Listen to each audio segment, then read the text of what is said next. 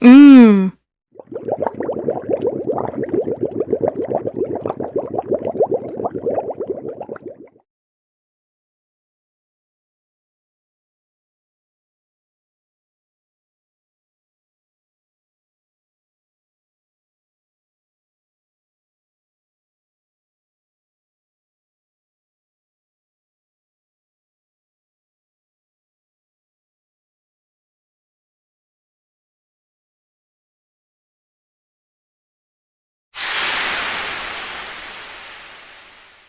Hi, and welcome back for a special Hot Off the Press.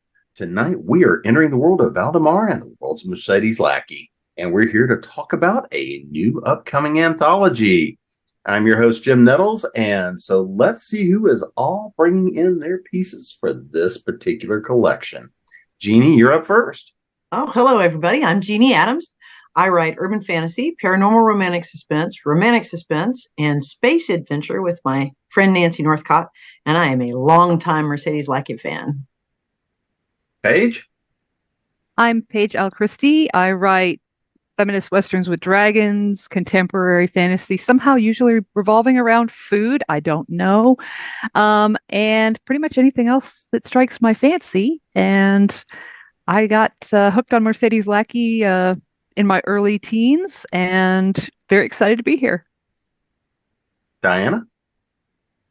I write fantasy with pagan themes, historical settings if possible, and my Westria series, which is what's supposed to be an alternative future, mostly set in California and the West Coast.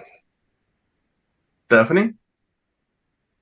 I've been a Mercedes Lackey fan since my teens. I've been writing for the Valdemar Anthologies since the first one back in 1997, with an unbroken streak. Yay! I am a game developer, and I write fantasy as time and my children permit. Louisa? Hey, I'm Louisa Swann, and I have also been a Mercedes Lackey fan since probably my teens, which is too long ago to really remember.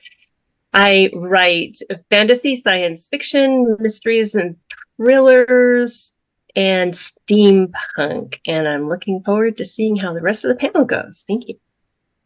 And Phaedra? Let's see. All right. Urban fantasy. All right. Dark fantasy. I've written gaming fiction. I worked on games. A lot of short stories. Done shared worlds like Star Trek, Eureka, Battletech, Shadowrun. And let's see. I have, like everybody else, I fell in love with Mercedes Lackey's work, especially the Valdemar series, when I was young, and my first crush was Vanielle. Completely. I don't know if it was the covers of the books or because I kept thinking of Michael Paré, but yes, I mean, ever since. And when I found out there was an anthology and I found out it was John Helfer's, I contacted him as soon as I could and said, "Can I write for that too?" And he said, yes.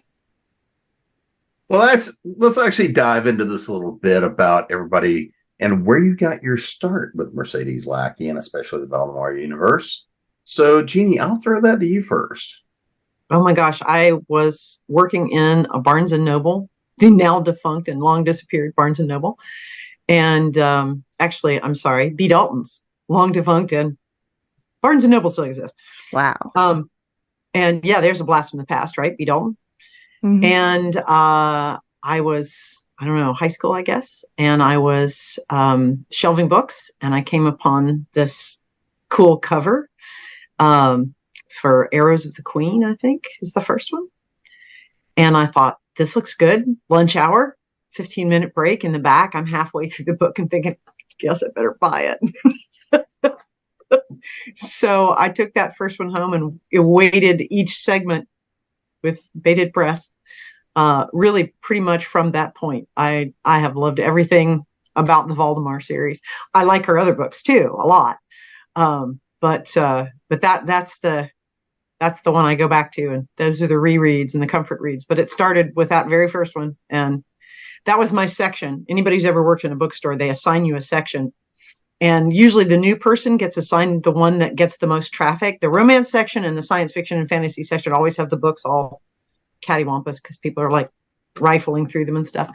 So as the newbie, I got handed, I'm like, great. I get to see all the new stuff. Paige? Oh, well, I actually got started with Mercedes Lackey in the Diana Treguard mysteries. Love those. Oh my Yes. God, I love those books. And then from there found my way into Valdemar and just haven't stopped since. So yeah, just her humor and her, sense of character development, and she's just so much fun to read. And yeah, I've been hooked for a long, long time. Diana? Well, I first discovered Mercedes when she was submitting to Marion Zimmer Bradley's Sword and Sorceresses magazines way back when. Where did this woman come from? This is great stuff. Living in Berkeley, and Marion was effectively my sister-in-law, so I was in on all that from the beginning. And so she and I were beginning to make our mark about the same time. But when she started, especially with the first novel, she was suddenly, to this major explosion of magic. And I was also frankly envious because she had, with the companions, she had hit upon the most absolutely brilliant invention that a whole major swath of readers just went for. It was I stood in awe of and then when she started dealing with gay characters, that was the second Marion had done that too, but not a lot of other people were doing it, especially in fantasy. And that too was a brilliant and worthwhile thing to do. And of course, they're damn good reads. That wasn't an F word. I can have a damn.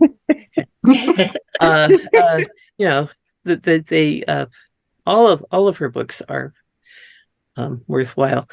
I had, in fact, just this past year, I had missed out on a lot of the Elemental book novels, despite the fact that I had contributed to the Elemental anthologies for a while. And ended up having to go down to Change of Hobbit, or for to pick up the ones that I did not find. And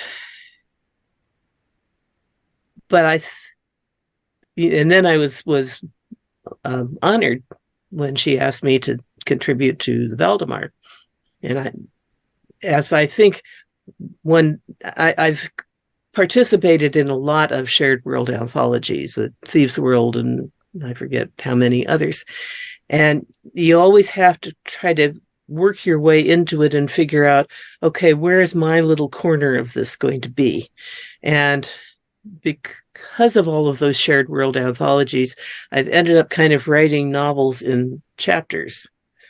Each short story advances the story. So I'm looking at this, and in Valdemar, becoming a herald and acquiring a companion, or maybe acquiring a companion and then becoming a herald, is the great glorious goal. Okay, so there must be people, and I think has been demonstrated by the anthologies, with all of everybody here's writing, finding places in Valdemar that are not the classic central storyline. Mm-hmm. Although it is hard, as I found in Thieves' World, where I'd started with what was supposed to be an ordinary person trying to survive in Thieves' World, by the time they stopped, he had somehow acquired a number of magical abilities. And I started with a character who was a weaver, and she's now married to a herald. So we'll see where this goes. Stephanie, how about you? What was your introduction? Oh, it was definitely a B. Dalton or a Walden Books in a mall somewhere. It was definitely that cover of Talia on Arrow's the Queen.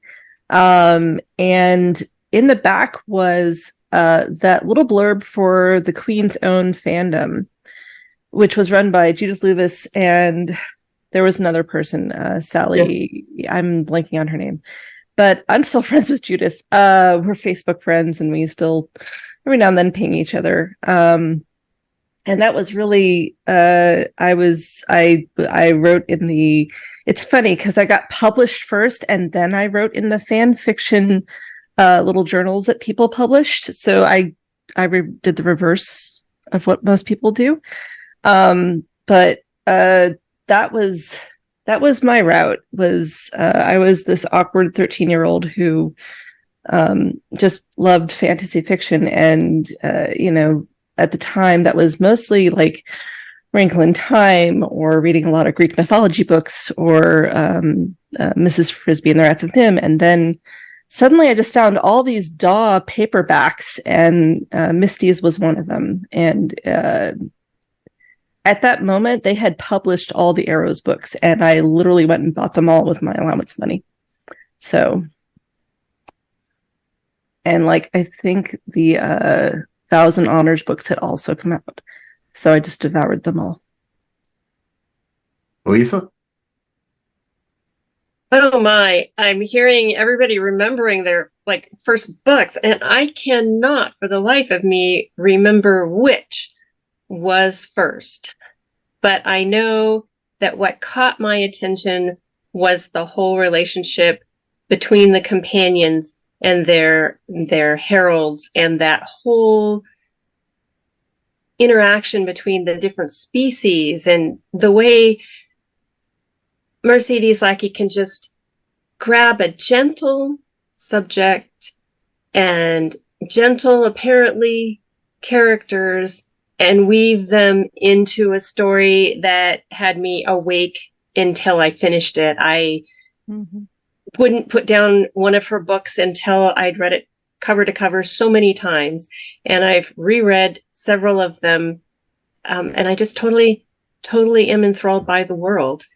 As far as going into the anthologies, I was fortunate to be in a workshop where John Hilfers was present, and he started talking about people who have, authors who have actually read Valdemar and Elemental at that time, and said that he was looking for some authors. Possibly they were going to start up the anthologies again. And so I got on the list and was fortunate and just so excited. I'm still excited and thrilled every time I get a story accepted into the anthology and it comes out. So now it's been 9 for me. I haven't been since the beginning, but it's been 9. So I'm totally thrilled. Phaedra, how about you?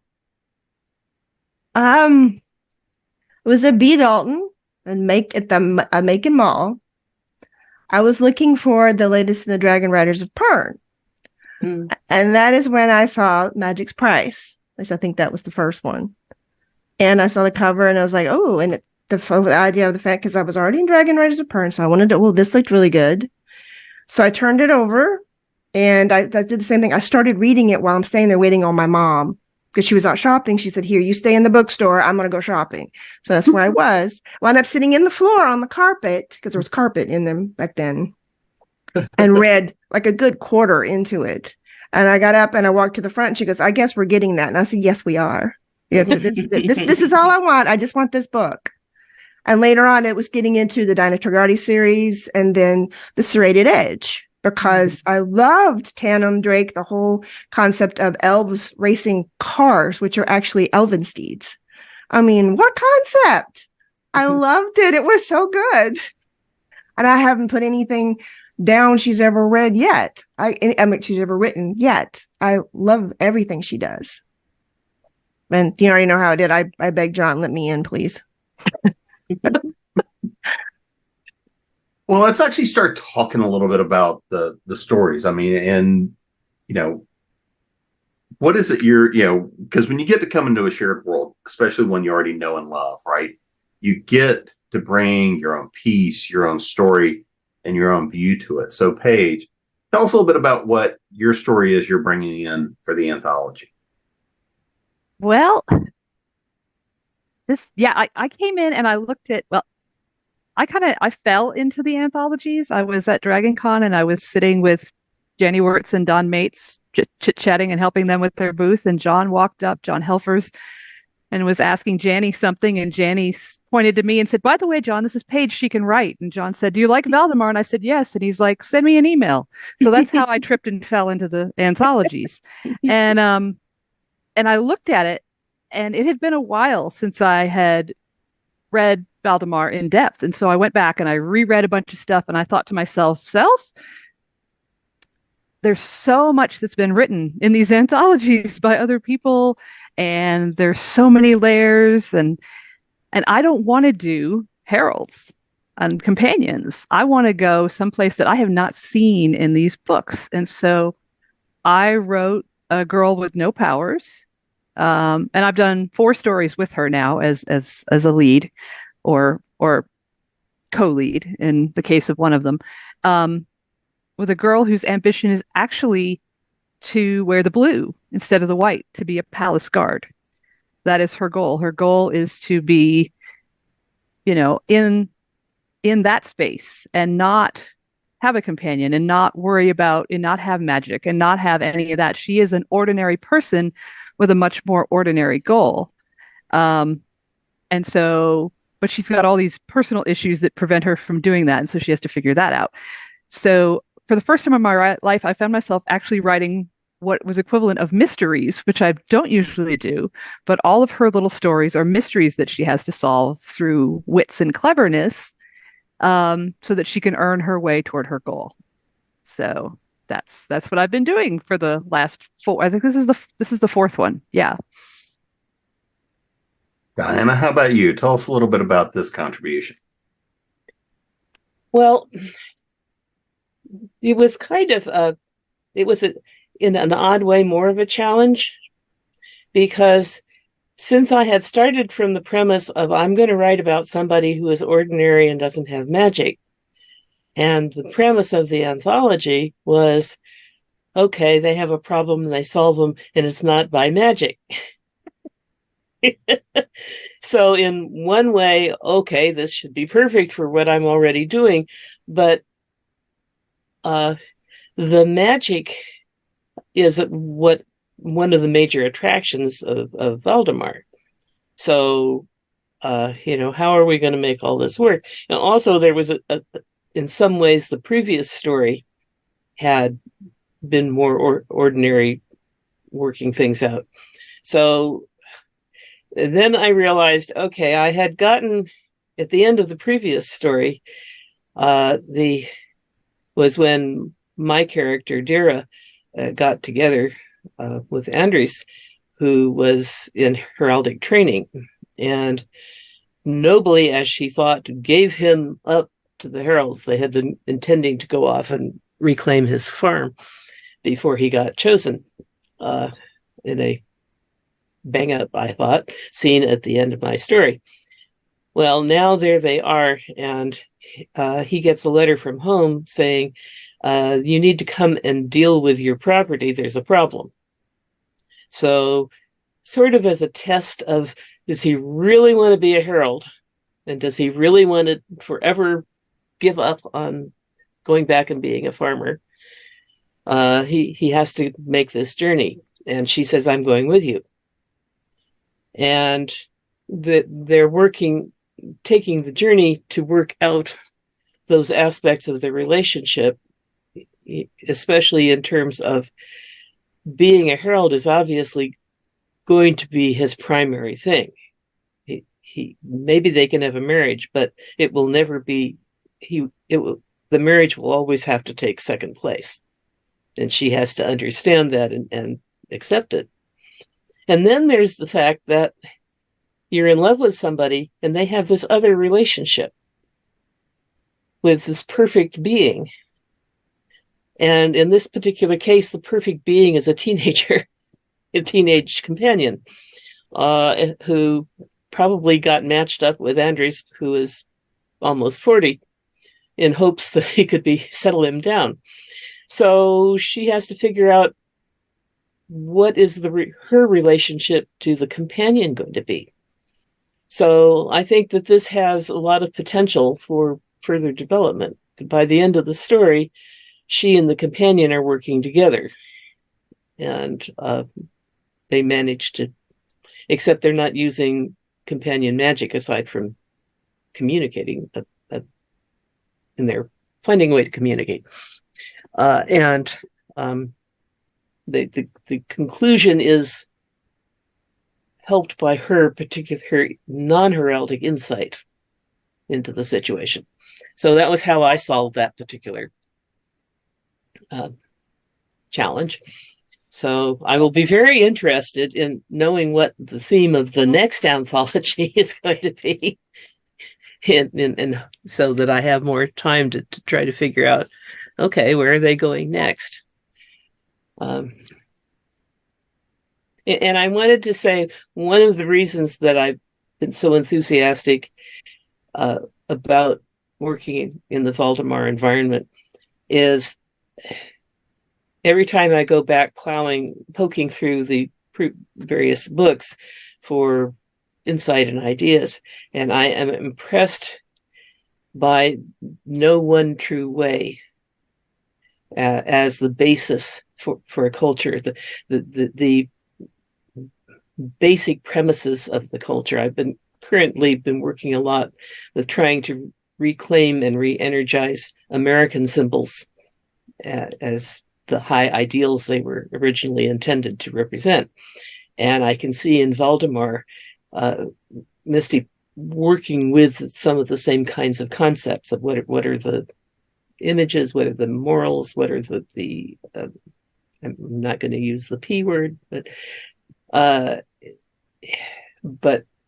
as a system, Valdemar is admirable. Stephanie, how about you? Let's hear a little bit about your contribution. So for me, it's a little bit of I decided I wanted to write about a bard because I wanted a book about a bard, and there wasn't one, and that was a wish fulfillment. Now I haven't continued writing about her. I actually went on to write about a herald because I also wanted to write about a herald. So I guess I moved on, but I had actually been asked, hey, make sure that whatever you're writing about can go on for several stories. And I ultimately ended up pitching something to John Helfers. And what I pitched was, what about Lone Wolf and Cub, but it's just in Valdemar? And he was like, yeah, that sounds great. So that's what I did for a little while. And then that has shifted as well. A lot of times I find when I am writing these stories, I am working through something usually pretty big, like something going on in the world, and I use the story to work through it. Like, say, an invasion of a country, or maybe we're all being isolated at home for some reason. And that's what The Ghost of the High Hills was. You can find threads of that in there. Or maybe there is a group of people who is being treated unfairly, in my opinion. And so I write a story about that, and that's what All Around the Bell Tower was. I don't like shove it in people's face, but I use that as an impetus to write my way through it. And I think Valdemar is a great setting for that particular, I guess, emotional work. So yeah, and to be honest, the bard was I was originally asked to write a story. I was like, I have no ideas. I'm just going to write a total Mary Sue. And then she ended up not being a Mary Sue. She went off and did her own thing. And then I ended up no spoilers, but I killed her off. And, she was a great character and I loved her, but she lived her life and she's done now. So. And I something that Diana said earlier, I have a map of Valdemar. I've had 2 maps of Valdemar, by the way. I have a map of Valdemar, and I always go and I look at it and I go, where haven't I read a story about yet? where can I go that we haven't gone yet, that I can fill in the gaps? And that's what I end up doing. And I try to like think my way. I try to put myself in Misty's boots and walk around. And that's what I end up doing. That's kind of what I try to do, because I try to kind of walk in her voice. I try. I know I can't, but I try when I'm writing the stories. I've done a map of Haven if anybody's interested.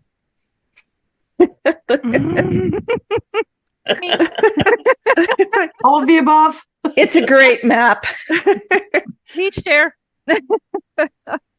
So, Louisa, tell us a little bit about your piece.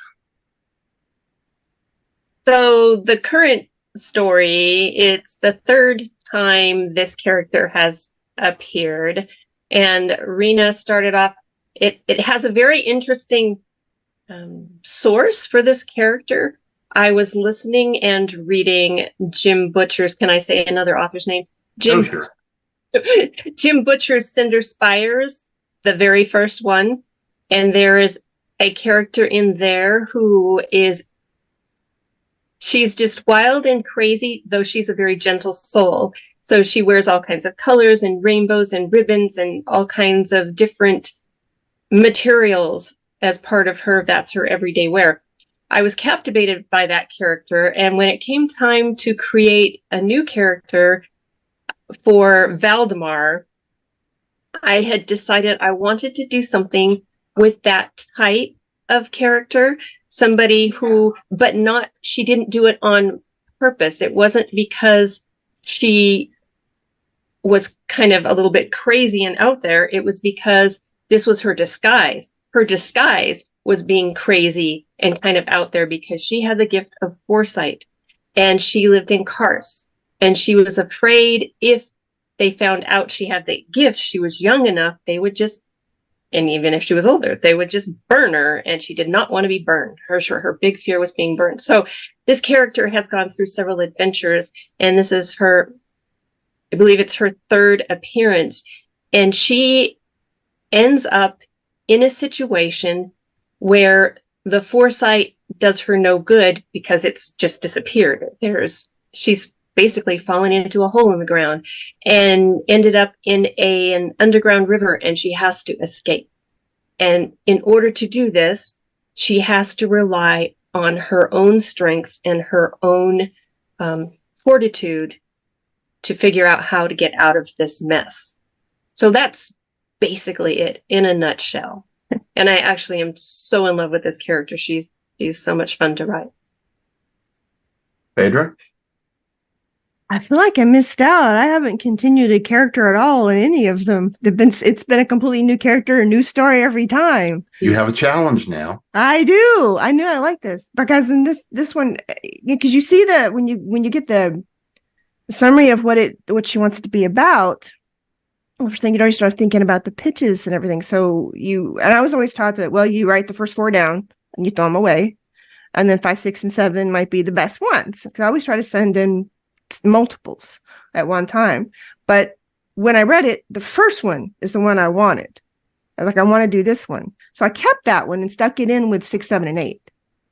And she picked that, and that was the one that got picked. So I was happy because it was like, I think it was the way Paige said that the whole thing about it is about, getting a companion and being a herald and the special of all that is and the magic of it.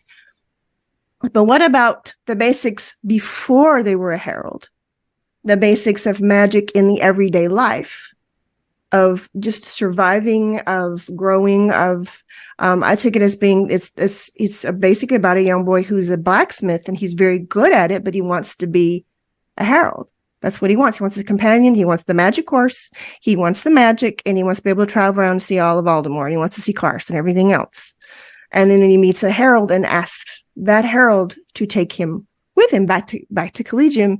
And the herald's like, why?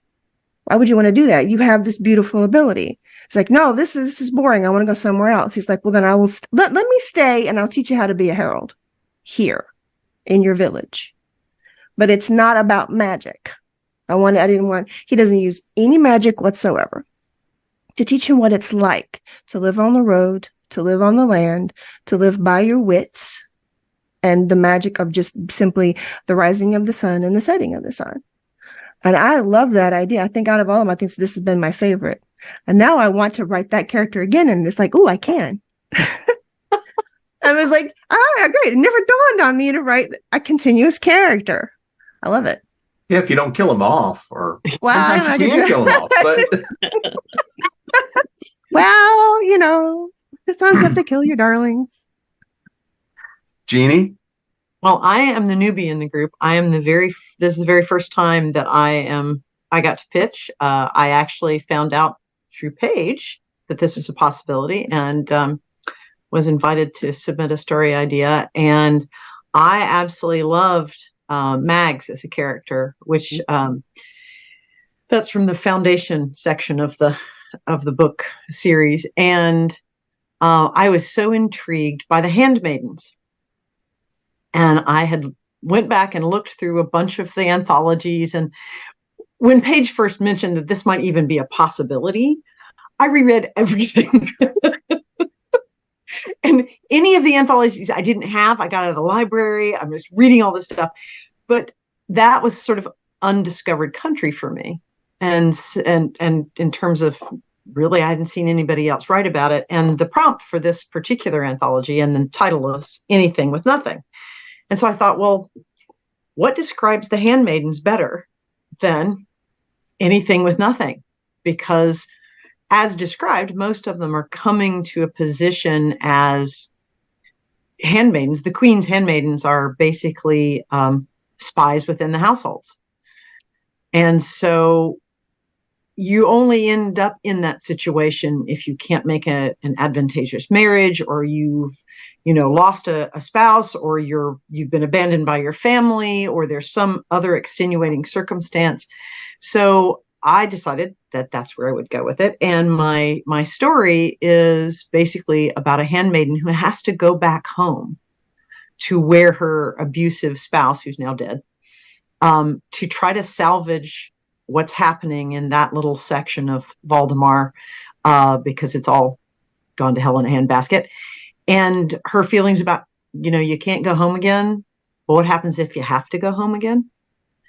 And it's a bit of a little murder mystery, a little bit of a Valdemar mystery. And there are heralds in it, but they're not central to the story. And, like everybody else has been saying, I had so much stinking fun playing in this world that I have loved for so long, and creating a character that fit in.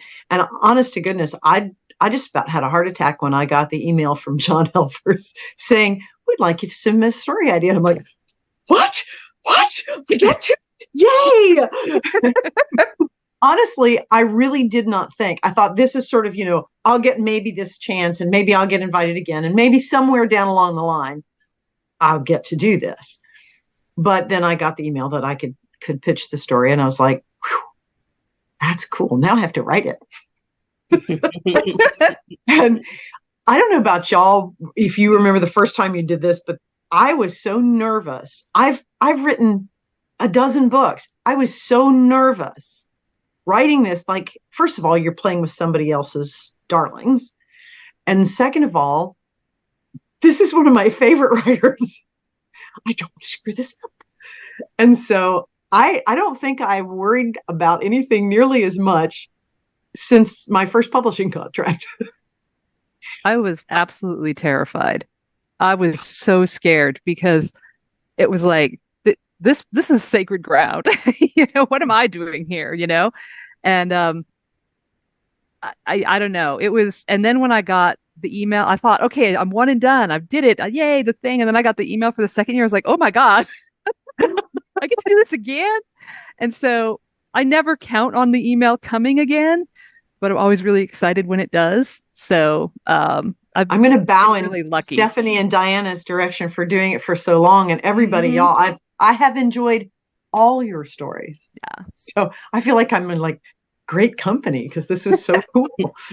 I remember one year I was obsessing over like, do they have whiskey in Valdemar? And like I spent like hours trying to do research on the books, and like at the time I didn't have ebook copies. I'm like, I finally went, you know what, to heck with it. I'm just going to call it smoke wine or something and just not even try. I don't want to screw this up and like accidentally like introduce whiskey to Valdemar. I'm just going to make something. I know that they've got ice wine because I think I recall like Talia drinking it in one of the books, but like I'm not going to do this. I'm going to play it Let's safe. be honest. I don't want to be in a world without whiskey. Nobody does. That's why they've got smoke wine now. I'm going to use your smoke wine if I get to write another one. Let me make sure I called it smoke wine. Hold on. Yeah. Yeah, tell us what you called it so we can use it if we get another invite. Well, as part of the edits, I got 2 or 3 edits from John, and one of them I had used a word, and he's like, "What is this?" And I'm like, "See this book, page 64. See this book, page 75." He's like, "It's okay. I was just wish you used it. That's fine." It's called smoke wine. I called it smoke wine. Okay, it's smoke wine is going to show up in all of our stories the next time around. Yeah, We'll enjoy. see if John, It's yours. see if John picks it up. Pass the bottle around. That's right. One of the amazing things there that happens so rarely is, you get a universe that gets created that has just this kind of impact. I mean, I remember being a teenager, picking it up, reading, blowing through a bunch of the series. Those many, many, many years ago. But it's just so rare that a series creates this kind of impact that not only does the author and the creator get to go build a shared world, but it's this impactful, it's this meaningful. So Diana, what is it to you about just the entire world that's been created? Well, for one thing, the fact that it is an entire world. That so many fantasies have only one continent, one kingdom, and one environment, and that's flat Earth territory, and so there's all these sort of, when you start digging around, and there's the, in fact, balancing of the characters who are in very constricted local environments, whereas there is a wide world out there. And I forget which one of you was Phaedra, I think. Isn't it your story where he wants to go out and see the world? Yeah. And there is in fact a world out there that he could go see. And it would be nice to actually get a caravan going somewhere and explore a little more. I've myself have tended to be more hesitant about that because I find a small little corner and work in it, but it would be nice to get out on the road there. So Misty needs to give us a little more information there. I think interesting things could be done. But what she has done is have a number of different societies, and the inclusivity, I think, is one of the very attractive features. Of course, against those people who do not want to be inclusive, and it can throw some light on contemporary issues without actually saying so, and hopefully maybe get through to people's unconscious in ways that they might resist if somebody was coming out beating a drum and waving a flag. Stephanie, how about you? What are your thoughts on just why it's been so impactful?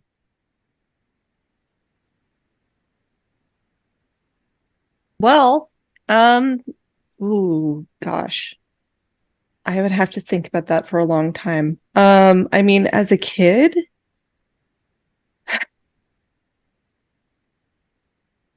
I remember, I came from that. I think a lot of us, especially in fandom, come from a section that maybe weren't treated well by our peers. And Misty certainly writes stories that appeal to that section of society. And Diana called out that she was one of the early fantasy writers who wrote to the LGBTQ crowd. And that definitely appealed to me as a youth. She writes great adventure stories, and she does an incredible job at world building. That's one of the things that I feel like I could definitely learn from her is her world building is just fantastic, and it helps you to just get immersed in the world. And quite frankly, horses on the cover. Yep. I'm going to be honest. That's what drew me in, is a girl on a horse on the cover. And then, like those great Jody Lee covers are just phenomenal and do a great job of evoking the contents inside. But the contents inside are what keep you coming back. Mm-hmm. And there is something just really quite touching about the world. It's one of my great comfort reads. I keep going back to it. There is a sense of rightness. Things will be right in Valdemar, even if they're not right in my world right now. Louisa? I think the overall attraction, or what connects Valdemar with the world on a continual basis down through the years, has been kind of mentioned. Diana mentioned it in the inclusivity. And then, as Stephanie was just saying, as far as the animals and the horses, I mean, you're going to touch a young girl's heart really quickly with the horses on the cover. Right. And, spread. Yeah. And then spread on beyond young boys. They love horses too. Youth of all generations, old generation, young generation.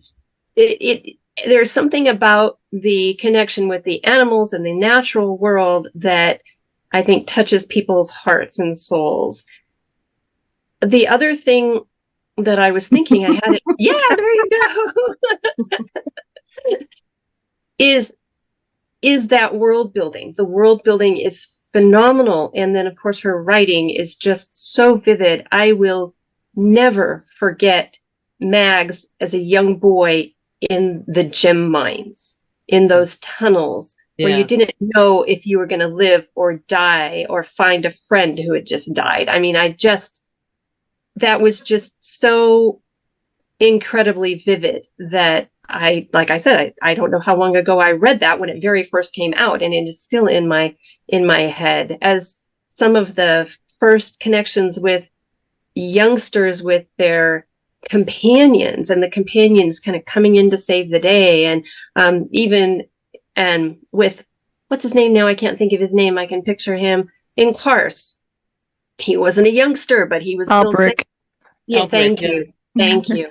He's my favorite. I think there's an overall sense of hope.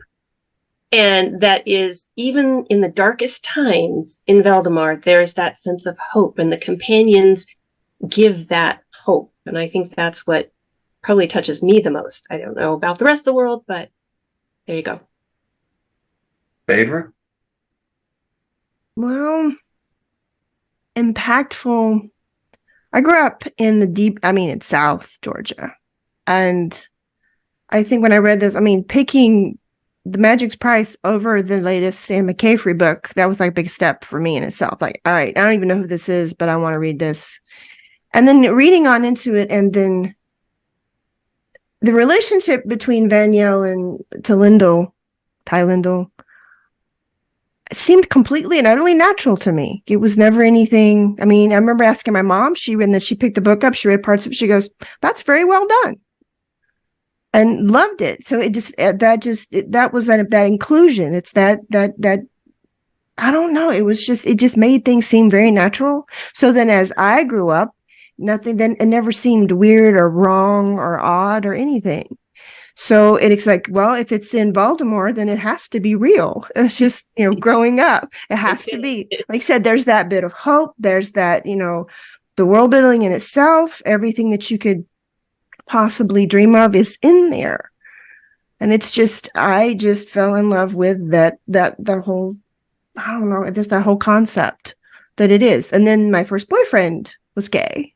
So it's like it sets up everything in your life. I loved it. Like I said, I don't know how that would affect other people, but that one part seems to be something that keeps rolling with everyone, even this evening that's here. But I still love reading her today. So I'll go back and reread that trilogy over and over and over again. Jeannie? Well, I think, everybody sort of touched on this, is that underlying thread of positivity and hope. I have a couple authors that I love their voice. I love their lyrical style. But throughout their work, there's this sense of underlying despair throughout the entire work. No matter how it ends, no matter how it begins, you just sense a heaviness in it. And one of the things about Valdemar is Missy never shies away from, there are poor people by the Trader's Gate. There are people who are reaved out kingdom and stolen away. There are people who die horribly. Vaniel does not live. And, Louisa, you're talking about things that stay so vividly in your mind. The Forest of Sorrows, the first time that's brought up, I have that so vividly in my mind. That I almost, Phaedra, you say you reread it. I almost can't reread them. I kind of want to skip. Yeah. And it's not that there's not prejudice, and it's not that there's not bad things that happen. It's that Misty manages to bring us that thread of hope, that thread of, yes, some people are really crap, but other people are here to lift you up and support you. And there is a found family, and there is a community where you belong, whether that's the Heralds or the Guards or the Blues or whatever it is. And I think that sense of there's a place for you. You may have to work to find it, but there's a place for you. And the whole concept, I think Diana mentioned, of that, no one true way, is really uplifting for all of us. Stephanie was saying she worked through things. There are times when, I think every book I write is working through something. Yes. Right. And there's something so comforting about sinking into one of the books in the Valdemar world of, there's something going on in that book overall that's going on in the world. And you can go, well, at least here, like Phaedra said, at least here, it's all right. We'll get through it. And it gives you, just like any writer would hope to do, it gets you through something, right? So for me, that's the impact. Sometimes is super visual, because she creates some incredible visuals. And sometimes it's that emotional sense of, you know what, we can get through this. And sometimes it's just the found family, the sense of, yeah, but at least there. Mm-hmm. Paige? All of the above. And I think what I've always really enjoyed about her work is the honesty of it. It's not just the fact that bad things happen and people still survive in one way or another. They get through these really hard things, but she doesn't shy away from anything. There's a fearlessness in her work that you don't see with a lot of writers. And she does it very simply and very directly, and she doesn't beat you over the head with things. It's just how things are. And it's honest and it's forthright. There's something about the way she puts things together that leads you down a path that changes something inside you, whether you know it or not. And she does it in such a way that you may not even realize it's happened until later on in your life. Like Phaedra was saying, when you run into something and you go, oh, okay, I know what that is. Okay, cool. It's this subtle honesty that I've always really appreciated with her work. And she does not, she doesn't take the hard things and brush them under the rug in order to make that happen. I mean, when I read the Arrow series, as a kid, I had never read anything that was so felt so true to a person being out of place and trying to find their place. And then you think you found it and then you really haven't because you still haven't worked out all your crap. And, and then horrible things happen to you, but your found family's there to make it work despite that. I mean, that series was intense at 13 or 14 or whatever I was.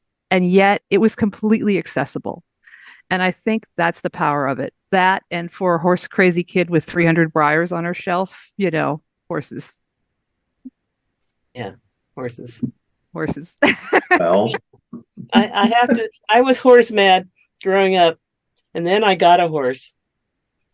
And I realized this is just an animal, but the companions are everything you thought horses were before you actually met one, sort of like with men.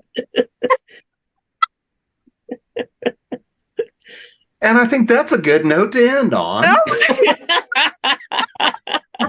Mic drop. But before we gallop out of here, let's make sure everybody knows where to find you guys.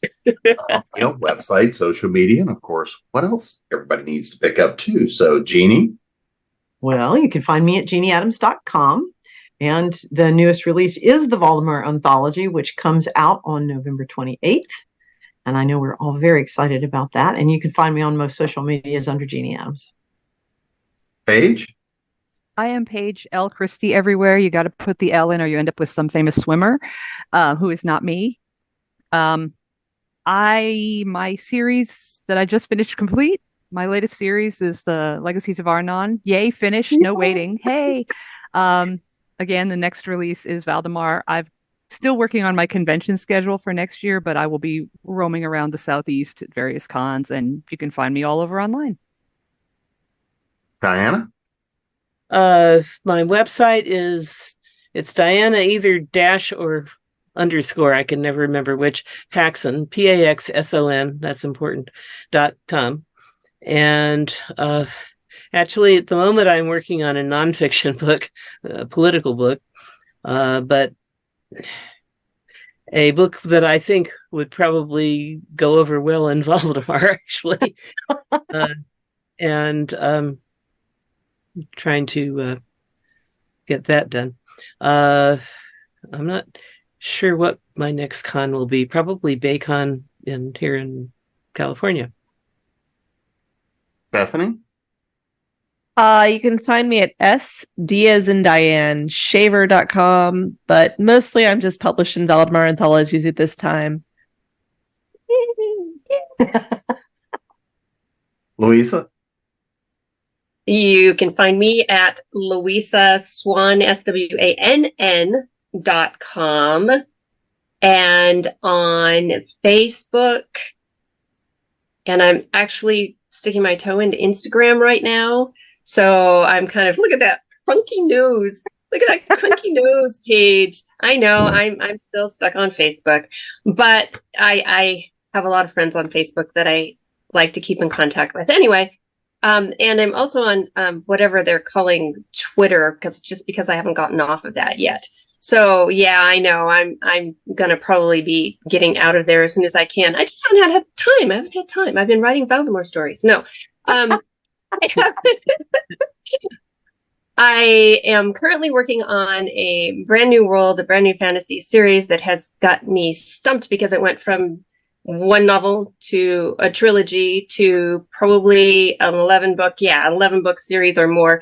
But I'm also working on redoing some of my older steampunk books to try to bring them more in line with today's world, with the covers and things like that. Sales is important to me now. And as my husband would say, as he kicks me in the derriere. So all of the above to get the work out there. I hope that wraps that up quickly because my brain is running out of power here. On to you, Faith. I can be found at PhaedraWeldon.com. Just as it's written right there without the space. I am still on Facebook as well, but I'm also on Substack, which I'm enjoying quite well. There's quite a big reader and writer community on Substack. I highly recommend it. I think Voldemort's the next one that's up in the list. This is going to drop. And then I have a book one for a new series called The Amaranthine, which is a continuation of a 9-book series that was known as the Eldritch Files. So this is a 5 year later, and this is where we are and coming into a whole new adventure in New Orleans with Bell Book and Candle, which I used before I even knew that series had that same book, The Good Witch. I had no idea that was the name of her store. I think that's it for now. Just going to continue and can see how far this series is going to go. Well, I want to thank everybody for joining us, and you can find me at jamespnettles.com, authoressentialsworkshops.com, speculative-fiction-academy.com, creatingprose.com, and of course, your ConTinual. And we'll see you again soon. Go stack up those to-be-read piles.